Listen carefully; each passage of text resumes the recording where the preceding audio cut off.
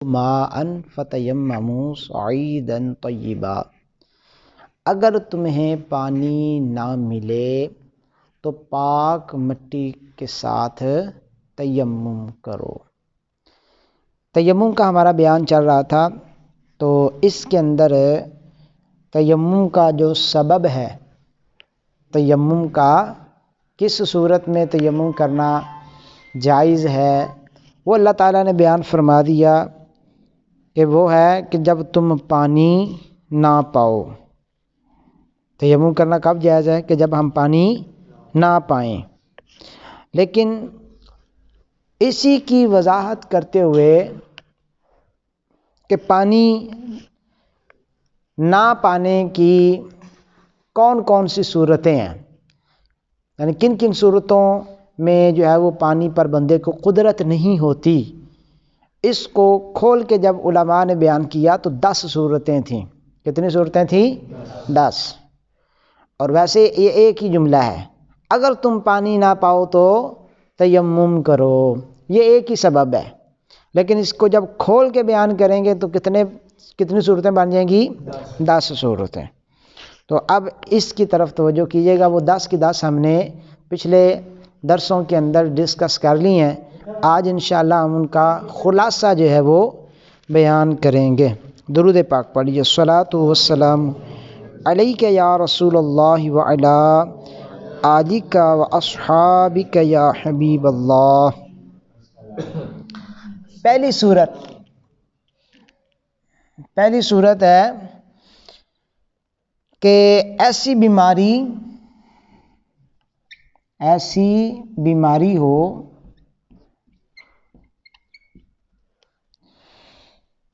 کہ اگر وضو یا غسل کرے گا تو اس کے یعنی اس بیماری کے زیادہ ہونے یا پھر دیر سے اچھا ہونے کا صحیح اندیشہ ہو۔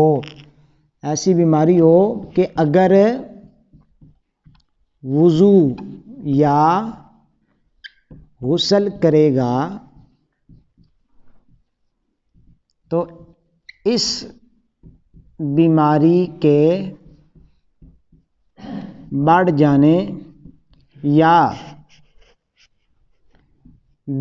دیر سے اچھا ہونے کا صحیح اندیشہ ہو۔ یعنی صحیح اندیشہ ہو کیسے پتہ چلے گا؟ یعنی اس کے تجربہ میں یہ بات ہو کہ اس بیماری میں پانی کے استعمال کی وجہ سے بیماری بڑھ جاتی ہے، یا کسی مسلمان متقی ماہر طبیب نے کہا ہو کہ اگر پانی استعمال کرو گے تو پھر بیماری بڑھ جائے گی۔ یہ ہوگی پہلی صورت کہ اب اس کے اندر اس کو اجازت ہے کہ یہ تیمم کر سکتا ہے۔ دوسری صورت کہ اس علاقے میں وہاں چاروں اطراف 1 میل کے علاقے میں پانی کا پتہ نہ ہو۔ اس کی تفصیل ہم نے پڑھ لی تھی، یعنی وہ تلاش کرے گا، غالب گمان ہے تو تلاش کرنا ضروری ہے، اور اگر 50-50 ہے تو تلاش کرنا مستحب ہے، اور اگر غالب گمان ہے کہ پانی نہیں ہوگا تو پھر تلاش کرنا بھی ضروری نہیں ہے۔ اچھا جی، اس کے بعد جو ہے وہ تیسری صورت تھی کہ اتنی سردی ہے کہ اگر وضو یا غسل کرے گا تو مر جائے گا،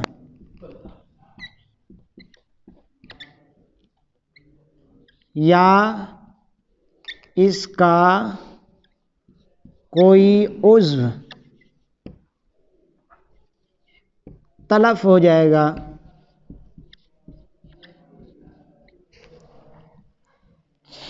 یا بیمار ہو جائے گا، اور وہاں آگ، رضائی وغیرہ بھی نہ ہو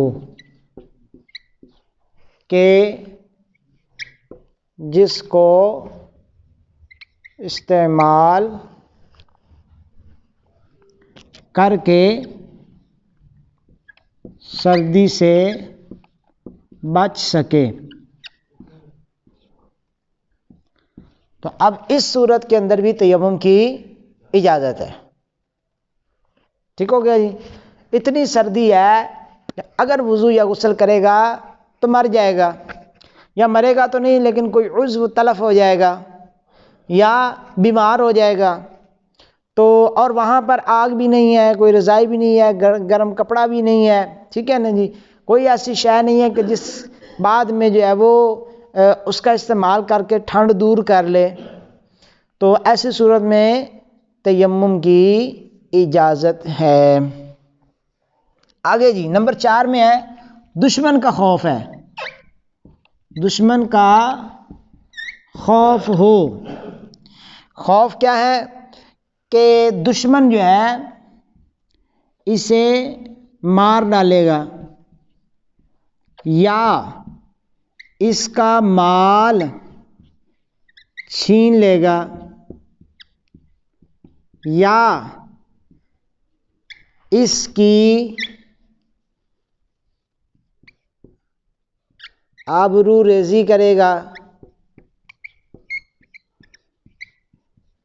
جس طرح کی عورت ہے ہاں جی تو اس کو اپنی عزت کا خوف ہے، یا اس کے گھر والوں کو نقصان دے گا، یا سانپ یا شیر ہے، رستے میں پانی تک جانا ہے تو رستے میں سانپ یا شیر ہے جو کہ اسے مار ڈالے گا، یا کسی کا قرض دار ہے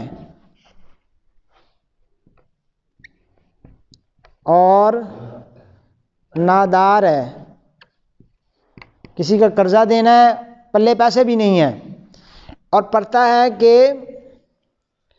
قرض خواہ جو ہے یعنی جس کا قرضہ دینا ہے وہ گرفتار کروا دے گا،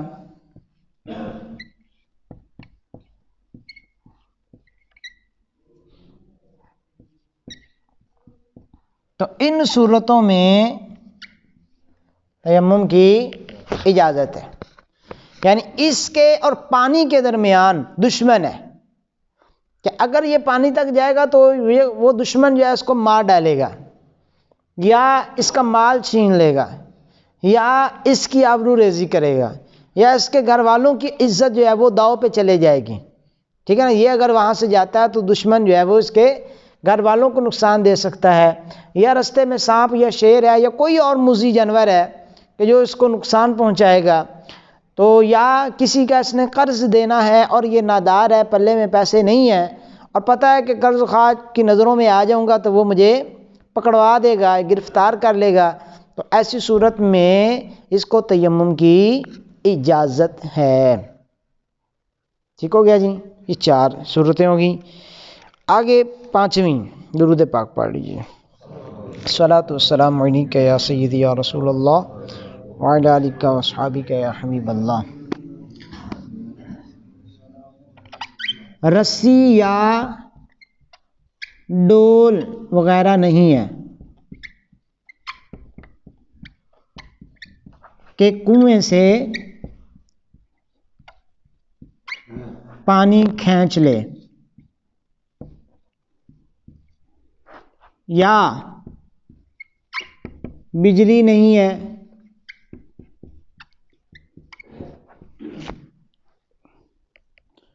کہ ٹیوب ویل وغیرہ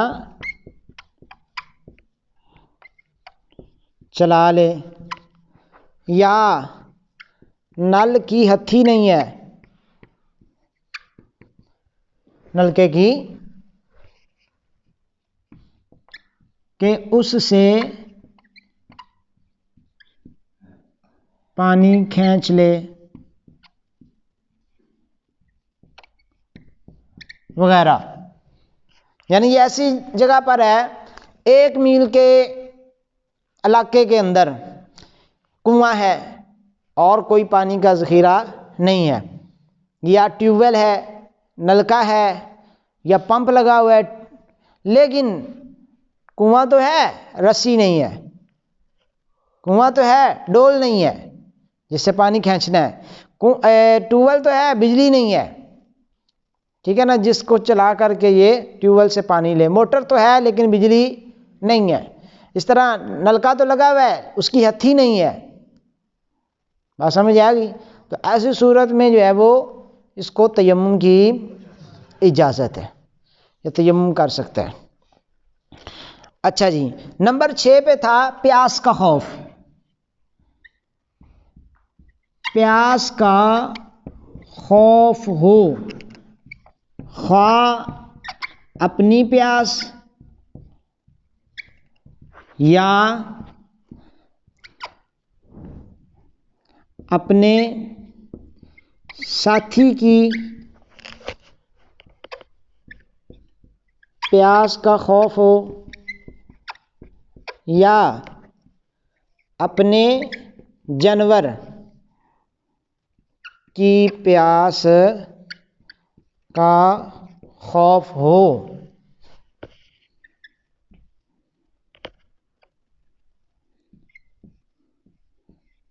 کہ رستے میں منزل تک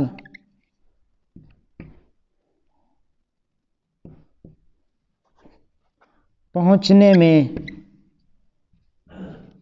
اس پانی کے علاوہ کہیں اور سے پانی نہ ملے گا. اس کا یقین ہے، یہاں سے میری منزل تک رستے میں کوئی پانی نہیں ہے، مجھے 1 دن لگے گا، 2 دن لگے گا، 3 دن لگیں گے، اس کو پتہ ہے ہفتہ لگ جائے گا، ہفتے کا پانی یہ ہے، اگر اس سے میں وضو کرنا شروع کر دوں گا تو رستے میں پانی ختم ہو جائے گا، منزل پر پہنچنے سے پہلے ہی پیاس کی وجہ سے میں مر جاؤں گا. اگرچہ پیاس ابھی نہیں ہے لیکن آئندہ پیاس کا خوف ہے کہ میں سفر میں ہوں اور منزل تک پہنچنے میں اس پانی کے علاوہ میرے پاس اور کوئی پانی نہیں ہے. تو اب اگرچہ وہ ڈھیر سارا پانی ہے جس سے وضو ہو سکتا بھی ہو، تب بھی اس کو اجازت ہے کہ یہ تیمم کر لے اور اس پانی کو اپنی، اپنے ساتھی یا اپنے جانور کی پیاس کے لیے بچا کر کے رکھ لے. اور اگر پتہ ہے کہ یہاں تو میرے پاس پانی نہیں ہے لیکن میں یہاں سے جب نکلوں گا 1 میل 2 میل 3 میل 4 میل پہ آ کر وہاں پر ٹیوب ویل ہے، نہر ہے، چشمہ ہے، ٹھیک ہو گیا جی، پانی کا وہاں پر انتظام یا آبادی ہے، وہاں سے مجھے پانی مل جائے گا، تو اب جو ہے وہ اس پانی سے وضو کر لے، اب اس پانی سے وضو کر لے، اب تیمم کی اجازت نہیں ہے. لیکن اگر اس کو پتہ ہے کہ میری منزل تک جو ہے وہ پہنچنے سے پہلے ہی پانی کا انتظام کوئی نہیں ہے، پانی صرف میرے پاس یہی ہے کہ مجھے بمشکل منزل تک پہنچا سکتا ہے، تو اب یہ اپنے پینے کے لیے رکھ لے، اپنے ساتھی یا اپنے جانور وغیرہ کے لیے، اور وضو کی جگہ کیا کر لے؟ تیمم. ٹھیک ہو گیا جی. آگے نمبر 7 پہ آ جائیں کہ پانی مہنگا ہے. نمبر 7 پہ کیا آئے گا؟ پانی مہنگا ہے، گراں ہے. کہ عام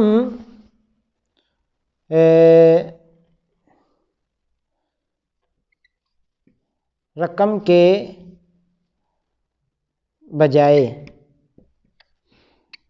2 گنا رقم کے بدلے فروخت ہو رہا ہے.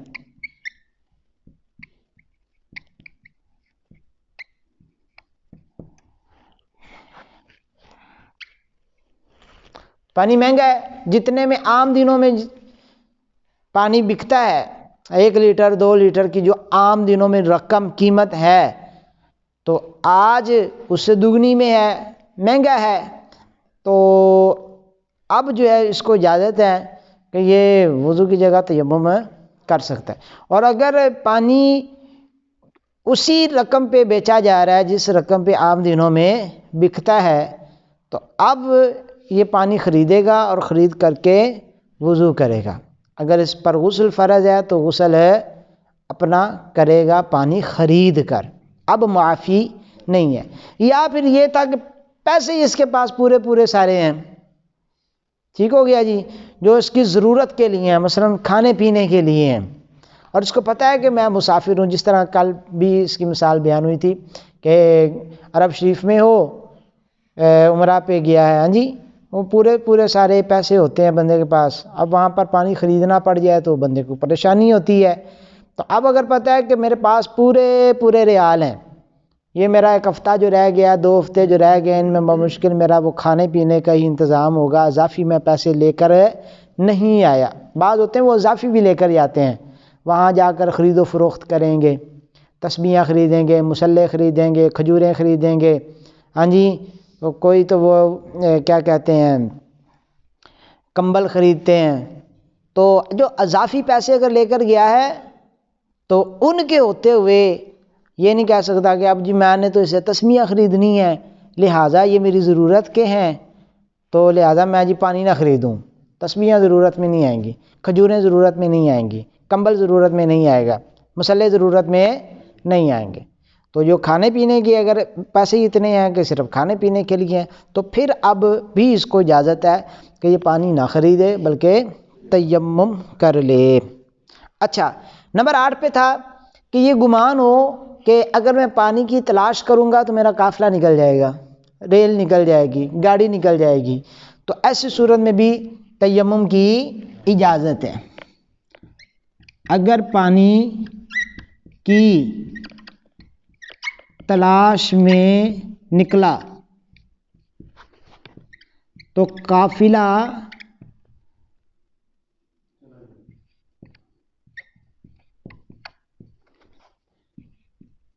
چلا جائے گا، یا ریل نکل جائے گی، یا گاڑی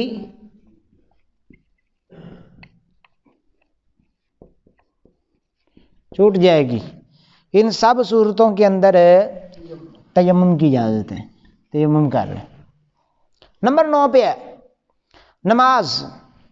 نماز کون سی؟ عید کی نماز، کہ جو بغیر جماعت کے نہیں ہوتی. کسوف کی، خسوف کی نماز، چاند گرہن سورج گرہن کی نمازیں. اسی طرح ظہر کی بعد کی سنتیں، کہ وقت اتنا رہ گیا کہ اگر وضو کرے گا وہ سنتیں نکل جائیں گی، کل اس کی وضاحت ہو گئی تھی. مغرب کی بعد کی سنتیں، عشاء کی بعد کی سنتیں. تو اگر یعنی ان میں وقت تھوڑا رہ گیا ہے کہ اگر وضو کرے گا تو یہ ٹائم ہی، نمازوں کا ٹائم ہی چلا جائے گا، ساتھ سنتوں کا ٹائم بھی چلا جائے گا. تو اب تیمم کی اجازت ہے، اب تیمم کی اجازت ہے. بسم اللہ الرحمن. عیدین کی نمازیں، ایسے ہی کسوف، خسوف یعنی چاند گہن اور سورج گہن کی نمازیں ظہر، مغرب اور عشاء کی بعد کی سنتیں کہ اگر وضو کرے گا تو جماعت نکل جائے گی یا وقت جاتا رہے گا۔ جماعت نکل جائے گی اس کا تعلق عید کی نمازوں کے ساتھ ہے، اور وقت نکل جائے گا اس کا تعلق باقی نمازوں کے ساتھ ہے۔ ٹھیک ہو گیا؟ اس کے ساتھ بھی جماعت کا تعلق ہو سکتا ہے کہ اگر باجماعت نماز پڑھی جا رہی ہے، چاند گہن کی اور سورج گہن کی باجماعت نماز پڑھی جا رہی ہے، تو پھر جماعت نکلنے کا اگر خوف ہے تب بھی تیمم کر سکتا ہے۔ اور اگر باجماعت نماز نہیں پڑھی جا رہی، خود پڑھنا چاہتا ہے اور وقت جانے لگا ہے، چاند گہن ختم ہونے لگا ہے، سورج گہن ختم ہونے لگا ہے، اس کو پتہ ہے وضو میں مشغول ہوں گا تو یہ وقت بھی نکل جائے گا، تو یہ سنت نمازیں میں ادا کر لوں، تو اب یہ تیمم کر کے یہ نمازیں ادا کر لے۔ اور نمبر 10 پہ آ جائے گا نماز جنازہ، اور وہ بھی کس کے لیے؟ جو غیر ولی ہے، جو غیر ولی ہے اس کے لیے۔ اور غیر ولی اس کی وضاحت کل ہوگی تھی۔ غیر ولی کے لیے نماز جنازہ ادا کرنے کے لیے تیمم کی اجازت ہے، جبکہ نماز کے نکل جانے کا یقین ہو۔ اسی میں وہ آ گیا تھا کہ ولی ابعد جو دور کا ولی ہے تو اس کو بھی تیمم کی اجازت ہے کہ اگر وہ جماعت جو ہو رہی ہے اس میں قریب کا ولی موجود ہو، اور ولی سے مراد رشتہ دار۔ ٹھیک ہو گیا جی؟ قریبی رشتہ دار، میت کا جو قریبی رشتہ دار ہے وہ اس کا ولی کہلائے گا۔ جتنا قریب ہوگا اتنا ولی اقرب، جتنا دور ہوگا اتنا ولی ابعد، دور کا ولی، دور کا رشتہ دار، قریب کا رشتہ دار۔ تو جو غیر ولی ہو یعنی جو رشتہ دار ہے نہ ہو، یا رشتہ دار ہے دور کا رشتہ دار ہے، قریب کا رشتہ دار جس طرح کہ بیٹا ہے، باپ ہے، ٹھیک ہو گیا، یہ قریب کے رشتہ دار ہیں۔ بیٹا باپ نہیں ہے تو اس کی جگہ پھر بھائی آ جائے گا، ٹھیک ہو گیا، پوتا آ جائے گا، دادا آ جائے گا۔ تو اگر ولی اقرب اگر ولی ہے تو ولی کو تیمم کی اجازت نہیں ہے، کہ ولی اس کا لوگ انتظار کر سکتے ہیں کہ بھئی ابھی بیٹا نہیں آیا جی، تو جنازہ 5 منٹ 10 منٹ لیٹ ہو سکتا ہے، لیکن غیر ولی کا کوئی انتظار نہیں کرے گا۔ ٹھیک ہو گیا؟ تو اب اس کو اگر اندیشہ ہے کہ میں وضو میں مشغول ہوں گا تو نماز جنازہ نکل جائے گی، اب اس کو اجازت ہے کہ وہ تیمم کر لے۔ اور ولی اگر اس کا جنازہ نکل بھی جائے نا تو پھر بھی اس کو اجازت ہے کہ وہ بعد میں دوسری نماز پڑھ سکتا ہے، لیکن غیر ولی کو اجازت نہیں ہے کہ جب ایک دفعہ جنازہ ہو چکا ہے تو دوبارہ جنازہ نہیں پڑھا جا سکتا۔ ٹھیک ہو گیا؟ اس کی ایک ہی صورت ہے کہ اگر ولی کی اجازت کے بغیر نماز جنازہ پڑھا گیا ہے تو پھر ولی دوبارہ سے نماز جنازہ پڑھ سکتا ہے۔ سمجھ آ گئی جی؟ یا ولی ابعد کی اجازت سے پڑھا گیا تھا، اب ولی اقرب آ گیا ہے تو وہ دوبارہ جماعت کروا سکتا ہے۔ ٹھیک ہو گیا جی؟ یعنی میت تھی، اس کے بیٹے نے نہیں بلکہ پوتے نے نماز جنازہ پڑھا دی بیٹے کی اجازت کے بغیر۔ اگر تو اس نے اجازت دے دی تو پھر معاملہ ختم ہو جائے گا نا۔ بیٹے نے اجازت نہیں دی تھی، پوتے نے دادے کا نماز جنازہ پڑھا دیا، اب آیا بیٹا، اب بیٹا دوبارہ سے اس کی نماز جنازہ پڑھا سکتا ہے، یہ ولی اقرب ہے، قریب کا رشتہ دار ہے۔ اور اگر بیٹے نے نماز جنازہ پڑھا دی تھی، اب پوتا آیا ہے تو پوتا دوبارہ سے نماز جنازہ نہیں پڑھا سکتا، نہ پڑھ سکتا ہے، کہ ولی اقرب کے ہوتے ہوئے جب جماعت ہو چکی تو بس کام ختم ہو گیا۔ تو یہ 10 صورتیں تھیں جن کے اندر تیمم کی اجازت تھی. ان کی تفصیل پہ ہم نے 3-4 لیکچر جو ہے وہ ریکارڈ کروائے ہوئے ہیں. اگر اسلام بھائیوں کو ان کی تفصیل چاہیے ہوگی تو وہ لیکچر سن لیں. اچھا جی، سورہ مائدہ کی آیت نمبر 6 ہے، جس میں اللہ تعالیٰ نے پہلے وضو کا بیان فرمایا، پھر غسل کا فرمایا، پھر آخر میں تیمم کا فرمایا کہ غسل اور وضو کا نائب ہوتا ہے تیمم. یعنی اگر وضو پر قدرت نہیں ہے، غسل پر قدرت نہیں ہے ان صورتوں میں، تو پھر کیا کر لے گا؟ تیمم. اب اس میں فرمایا فَتَيَمَّمُوا صَعِيدًا طَيِّبًا، تو پاک مٹی کا ارادہ کرو. پاک مٹی کا ارادہ کرو. نیت کس کو کہتے ہیں؟ دل کے ارادے کو. تو سب سے پہلے اللہ تعالیٰ نے جس بات کا امر فرمایا، حکم فرمایا، وہ ہے ارادہ کرنا، جس کو ہم کہہ لیں کہ نیت کرنا. سب سے پہلے نیت کرے گا. تو اگر کسی نے نیت نہیں کی، ٹھیک ہو گیا جی، اور گرد اس کے لگی ہوئی تھی، ایسے ہی اس نے ہاتھ پھیر لیا، بعد میں نیت کرتا ہے چلو یار ہاتھ تو پھیر لیا ہے، مٹی لگی ہوئی سی، گٹا مٹی لگی ہے سی، ہاں جی چلو میرا تیمم صحیح، تو بعد میں اگر نیت کرتا ہے تو یہ نیت کارآمد نہیں ہے، وہ تیمم نہیں ہوگا. پہلے نیت کرے کہ میں اس مٹی سے پاکی حاصل کرنے لگا ہوں، میں اس مٹی سے کیا حاصل کرنے لگا ہوں؟ پاکی.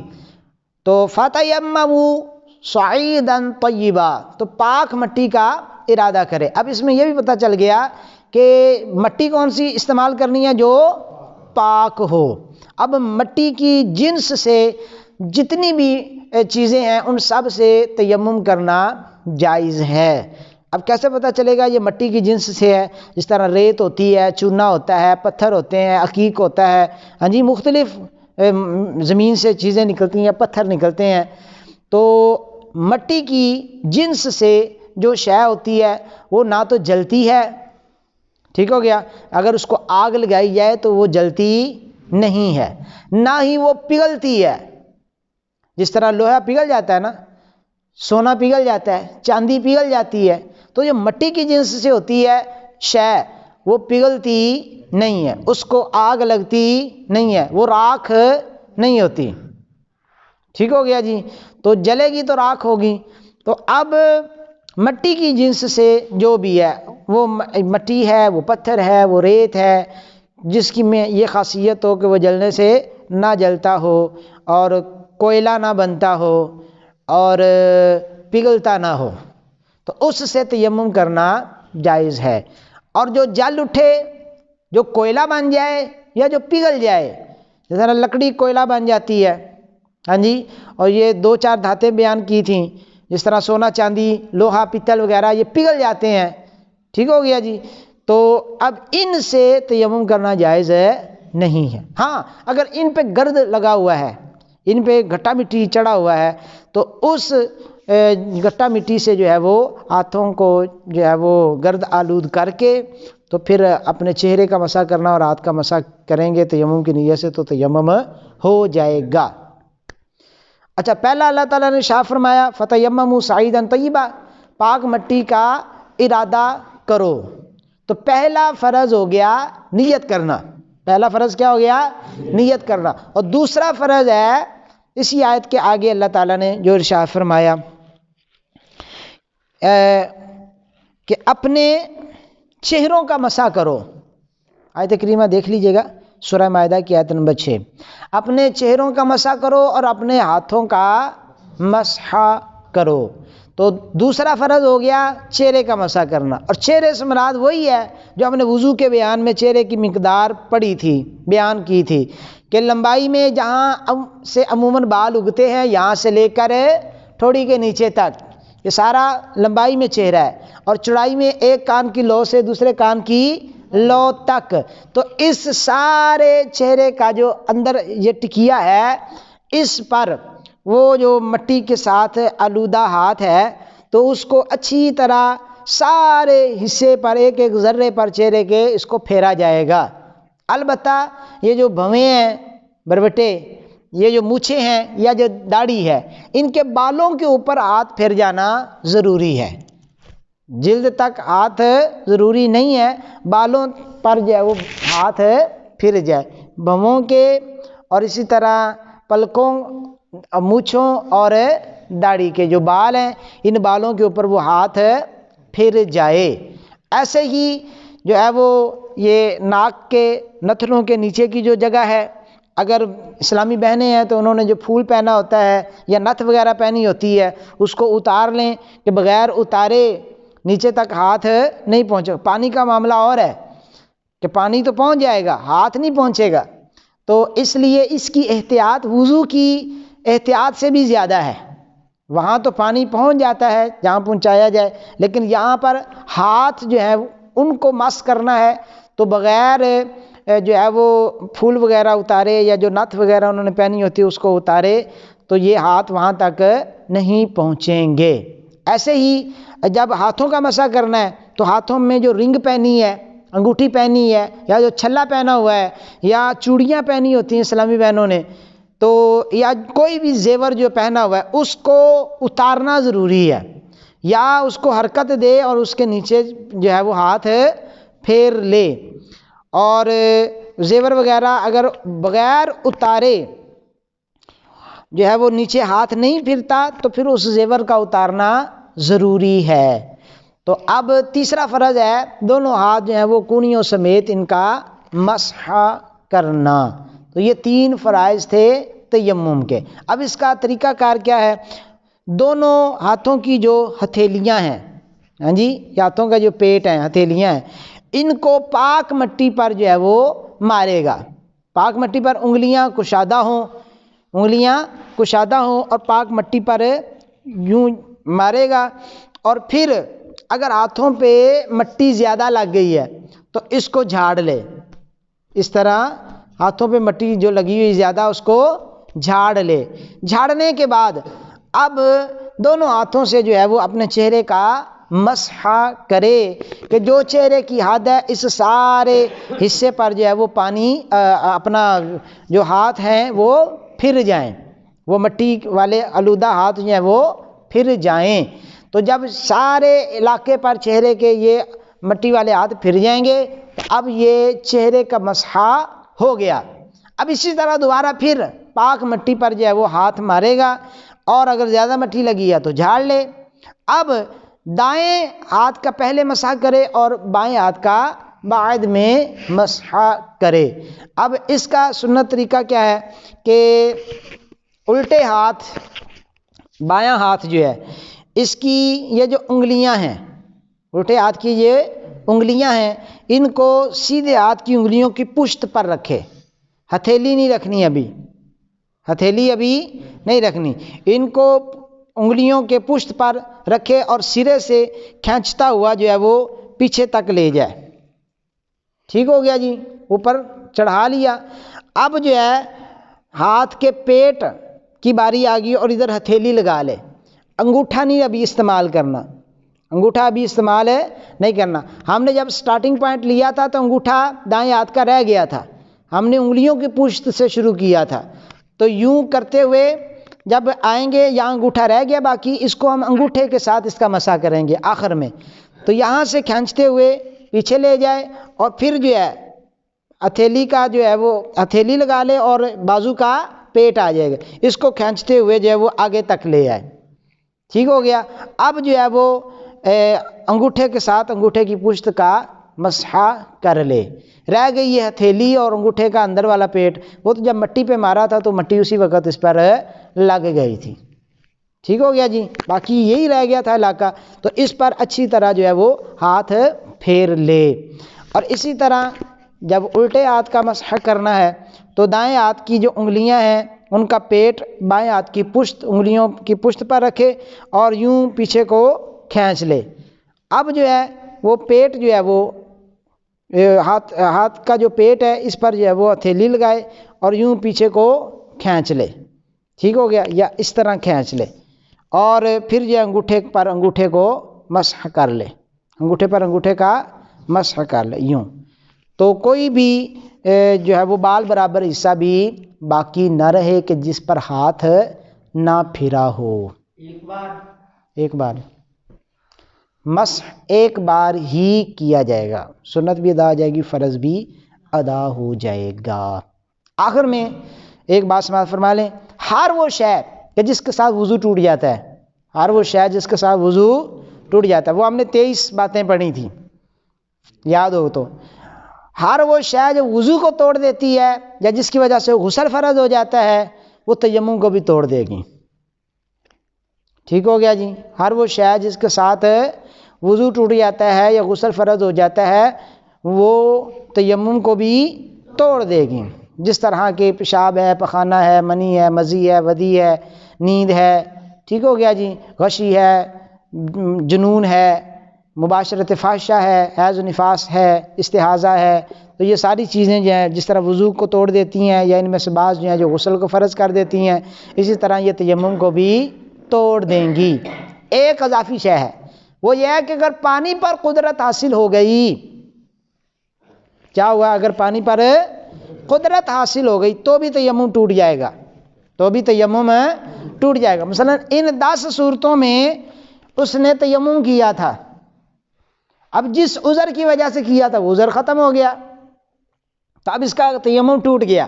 مثال کے طور پر یہ اس نے کیا تھا کہ بیماری بڑھ جائے گی، ٹھیک ہو گیا نا، یا دیر سے اچھا ہوگا، اور تیمم کیا تھا، اب بیماری ٹھیک ہو گئی، تندرست ہو گیا تو تیمم ٹوٹ گیا، تیمم ٹوٹ گیا. وہاں پر 1 میل کے اندر اندر جو ہے وہ اس کو پانی کا آتا پتہ نہیں تھا، اس نے کر لیا تھا تیمم، اور تیمم کر کے نماز پڑھ لی جو صورتیں ہم نے بیان کی تھیں. اب جیسے ہی اس نے سفر کیا آگے پانی آ گیا، جیسے ہی پانی آیا اس کا تیمم ٹوٹ گیا، اس کا تیمم ٹوٹ گیا. اب یہ وضو کرے گا. یا اتنی سردی تھی وہ ہو گئی. اس میں وہ جو ہم نے 2 صورتیں آخر والی بیان کی تھی نا ان میں ہو جائے گی. یعنی اگر 50-50 ذہن ہے 1 میل کے اندر پانی ہوگا نہیں ہوگا یار پتہ نہیں، اس صورت میں پانی کو تلاش کرنا مستحب تھا. اور اگر اس نے تلاش نہ بھی کیا نا اور پڑھ لی نماز اور 1 میل کے اندر ہی اس کو پانی مل بھی گیا تو بھی وہ پیچھے والی نماز ہو جائے گی. اور اگر غالب گمان ہے کہ پانی نہیں ہوگا اور تیمم کر کے نماز پڑھ لی لیکن پانی مل گیا 1 میل کے اندر تب بھی نماز ہو جائے گی. لیکن اگر غالب گمان تھا کہ پانی ہوگا لیکن اس نے تلاش نہیں کیا، تلاش کیے بغیر اس نے نماز پڑھ لی اور اب اس کو پانی مل گیا تو اس کی وہ پہلے والی نماز نہیں ہوگی، وضو کر کے دوبارہ اس کو پڑھنا ہوگا. اچھا اتنی سردی تھی کہ وضو وغیرہ کرے گا تو مر جائے گا، وضو تلف ہو جائے گا یا بیمار ہو جائے گا، آگ بھی نہیں ہے، رضائی بھی نہیں ہے وغیرہ وغیرہ. اس نے تیمم کر لیا لیکن وہاں پر آگ کا بندوبست ہو گیا، وہاں پر اس کو کسی نے کپڑا گرم دے دیا، رضائی دے دی، یا سردی جاتی رہی تو ایسی صورتوں میں اس کا تیمم ٹوٹ گیا. دشمن کا خوف تھا، وہاں سے دشمن چلا گیا، سانپ چلا گیا، شیر چلا گیا، ہاں جی، تو ایسی صورت میں اب اس کا تیمم بھی چلا گیا. ٹھیک ہو گیا جی، تیمم بھی ٹوٹ گیا. اچھا جی، اسی طرح رسی ڈول مل گیا، ہاں جی، تو اب پانی پر اس کو قدرت حاصل ہوگی، بجلی آ گئی، پانی پر قدرت حاصل ہو گئی تو اب جو ہے وہ اس کا تیمم جاتا رہا، ٹوٹ گیا. پیاس کا خوف تھا لیکن کوئی آیا اور اس نے وافر سارا اس کو پانی دے دیا، اب وہ خوف بھی جاتا رہا، تیمم ٹوٹ گیا. پانی مہنگا تھا لیکن کسی نے سستے داموں اس کو دے دیا، آفر کر دی تو اب تیمم ٹوٹ گیا. ایسے ہی جو ہے وہ قافلہ نکلنے کا اندیشہ تھا، اس نے تیمم کیا لیکن جو ہے وہ خبر آئی کہ بھئی گاڑی کا ٹائر پنچر ہو گیا ہے، اب اس کو قدرت حاصل ہے، ہاں جی، اب یہ تلاش بھی کر سکتا ہے، پانی سے وضو بھی کر سکتا ہے. تو ایسی صورت کے اندر تیمم اس کا ٹوٹ گیا. آگے آپ خود قیاس کرتے جائیے. تو ہر وہ کام کہ جو جس کے ساتھ وضو یا غسل ٹوٹ جاتا ہے وہ تیمم کو بھی توڑ دے گا. اور اضافی شے یہ ہے کہ اگر اس کو پانی پر قدرت حاصل ہو جائے تو بھی اس کا تیمم ٹوٹ جائے گا. تیمم کے ہمارے احکام جو ہیں وہ ختم ہو گئے ہیں. کسی اسلام بھائی نے ان کو تفصیلی جو ہے وہ جاننا ہو تو ہمارے 4-5 لیکچر تقریباً ہیں وہ سماعت فرما لیں.